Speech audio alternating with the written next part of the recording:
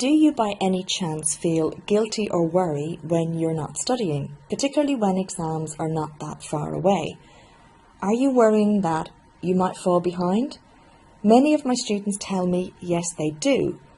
So my question to you isn't how hard are you studying, but are you studying smart? Let me explain.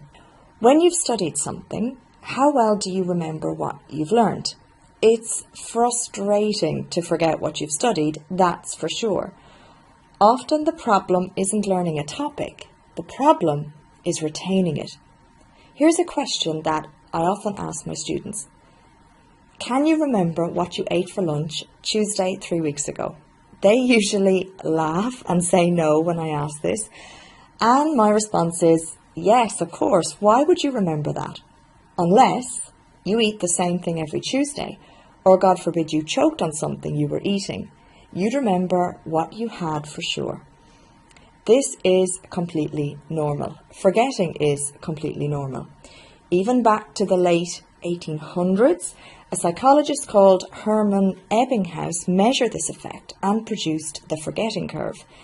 The percentage retained versus time decreases rapidly soon after studying and then levels off.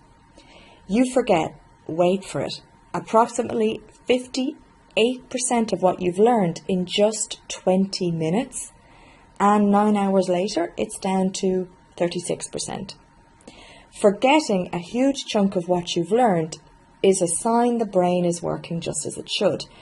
Contrary to what you might believe, forgetting is not a sign of failure, but it sure is frustrating, especially when you actually want to remember what you've studied. So my study smart tip for you is all to do with spacing. Space your study sessions apart and don't study one topic altogether. In order to counteract that forgetting curve, recap on what you've studied, as you will remember more for longer. And I know from discussing this with my students, being able to remember material when they need to really boosts their confidence. And yes, there is evidence to support using spacing when learning.